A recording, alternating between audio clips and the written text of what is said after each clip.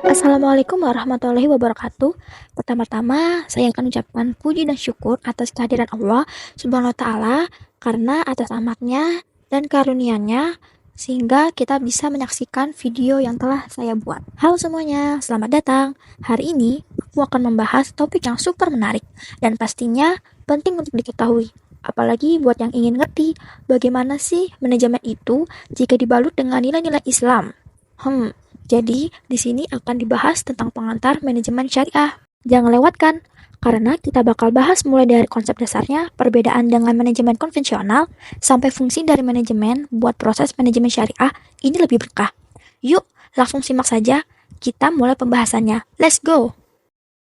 Dalam kehidupan serba canggih saat ini, manajemen ikut mengambil peran penting dalam hampir setiap kegiatan manusia, seperti di dunia bisnis, pendidikan, pemerintahan, dan juga organisasi sosial.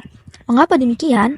Karena manajemen membantu manusia dalam merencanakan, mengorganisasi, dan mengawasi sumber daya agar bisa tercapai tujuan yang dituju secara terarah dan tepat. Tetapi dalam pandangan Islam, manajemen tidak banyak dilihat dari sisi duniawi, melainkan harus selaras dengan prinsip-prinsip syariah yang berlandaskan Al-Quran dan Sunnah, sehingga didapatkan hasil yaitu konsep manajemen syariah, yaitu penerapan prinsip-prinsip manajemen modern yang dilandaskan nilai-nilai Islam seperti kejujuran, keadilan, tanggung jawab, dan amanah. Pendahuluan. Pengantar manajemen syariah adalah studi tentang pengelolaan organisasi yang berlandaskan prinsip-prinsip Islam. Tujuannya untuk mencapai hasil optimal sesuai dengan nilai-nilai kebaikan dunia dan akhirat. Manajemen adalah sebuah proses perencanaan, pengorganisasian, pelaksanaan, dan pengendalian sumber daya untuk mencapai sarana yang efektif dan efisien.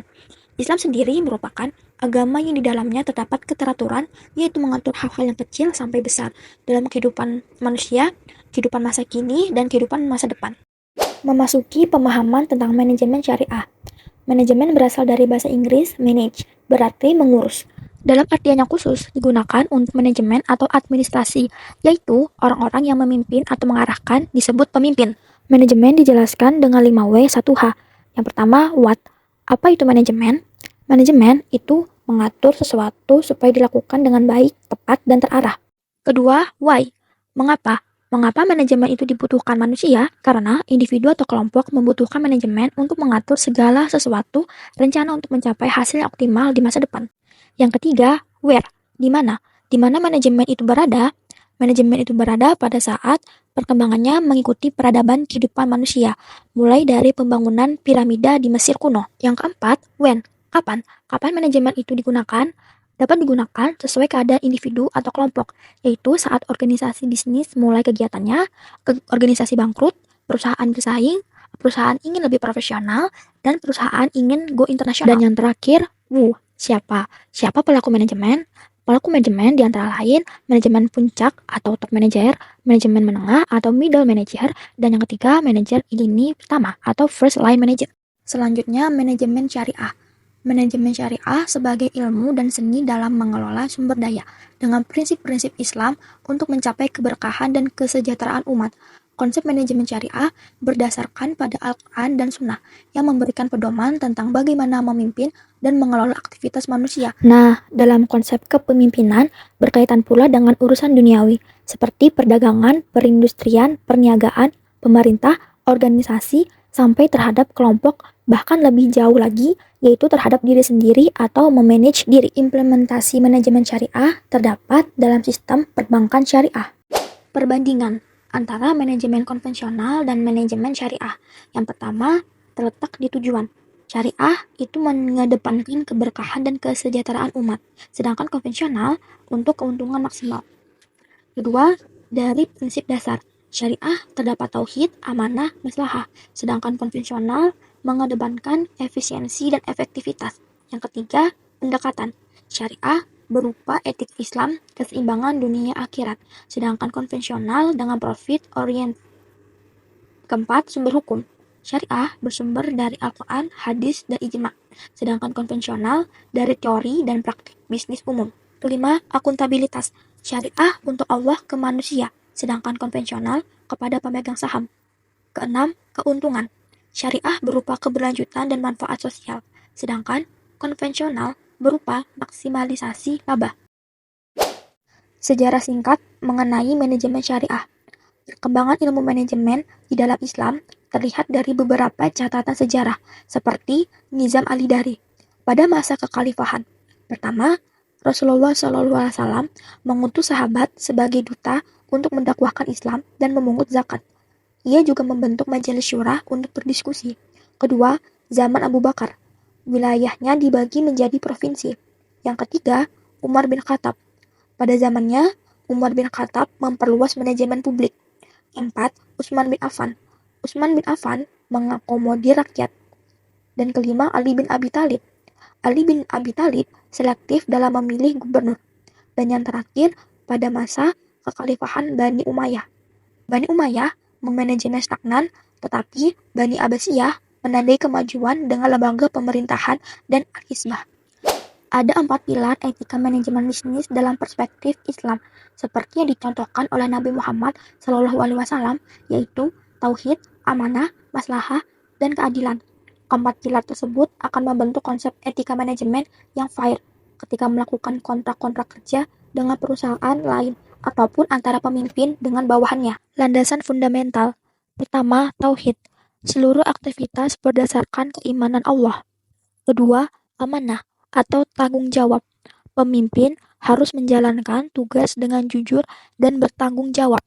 Ketiga, maslahah atau kemaslahatan umat. Setiap keputusan harus memberi manfaat bagi masyarakat. Dan terakhir, keadilan.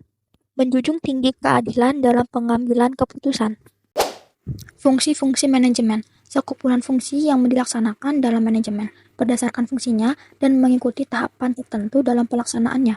Pertama, perencanaan atau taktik, struktur Islam dan tujuan jangka panjang yang bersifat maslahat. Contohnya, sebuah koperasi syariah membuat rencana usaha simpan pinjam dengan memastikan semua pembiayaan menggunakan akad syariah seperti mudharabah atau musyarakah dan menghindari riba. Kedua, pengorganisasian atau tanzim, struktur organisasi yang sesuai dengan syariah tanpa praktik riba dan gharar. Contohnya, dalam lembaga zakat, struktur organisasi dibentuk dengan pembagian tugas jelas antara bagian pengumpulan atau amil, pendistribusian, dan keuangan agar dana zakat tepat sasaran. Yang ketiga, penyerahan atau taujih. Pemimpin memberi teladan dengan akhlak yang baik. Contohnya, seorang manajer di perusahaan halal food membimbing timnya dengan pendekatan kekeluargaan, sering mengadakan takzirah singkat sebelum rapat, dan mendorong kerjasama dengan prinsip ukhuwah. Dan terakhir, keempat, pengawasan atau riqobah. Prinsip hisbah dalam audit dan penggadaian keuangan. Contohnya, sebuah bank syariah memiliki Dewan Pengawas Syariah atau DPS singkatannya yang rutin mengevaluasi apakah produk dan operasional bank sudah sesuai dengan fatwa DSN MUI dan prinsip syariah Islam. Ayat-ayat Al-Quran tentang manajemen, di antaranya Quran Surah Al-Asy ayat 18 memiliki tafsir, yaitu Allah memerintahkan hambanya untuk menaati setiap perintah dan menjauhi larangannya. Hambanya juga diharuskan merencanakan aktivitas agar bermanfaat dan sesuai syariat. Lalu kedua, Quran Surah Ali Imran ayat 103.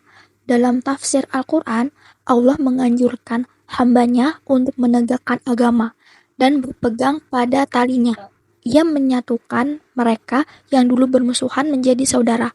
Allah menunjukkan ayatnya agar mereka mendapat petunjuk. Sampailah di tahap kesimpulan. Jadi, pengantar manajemen syariah adalah sebuah studi yang mempelajari ilmu manajemen dalam syariat Islam yang mengutamakan kesejahteraan sosial. Perbedaan manajemen konvensional dan manajemen syariah terletak dari tujuan, prinsip, pendekatan, sumber hukum, akuntabilitas, dan keuntungan. Sejarah manajemen sudah diterapkan dari zaman Rasulullah hingga masa kini. Landasan fundamental adalah dasar dari pelaksanaan praktik manajemen syariah. Fungsi manajemen merupakan penggambaran yang terstruktur dalam pengerjaannya. Manajemen telah ada di dalam ayat-ayat Al-Quran. Sebagai umat muslim, semestinya bisa mengamalkan manajemen di kehidupan sehari-hari. Alhamdulillah, itu dia pembahasan singkat kita tentang pengantar manajemen syariah, mulai dari prinsip dasarnya sampai penerapan nilai-nilai Islam dalam fungsi-fungsi manajemen. Semoga video ini bisa nambah wawasan teman-teman ya, dan bikin kita semua makin semangat menerapkan manajemen yang gak cuma efektif, tapi juga penuh keberkahan. Terima kasih, saya Adili Anggraini, NIM 241412131, kepada semua yang telah menyaksikan. Sampai jumpa di video selanjutnya. Wassalamualaikum warahmatullahi wabarakatuh.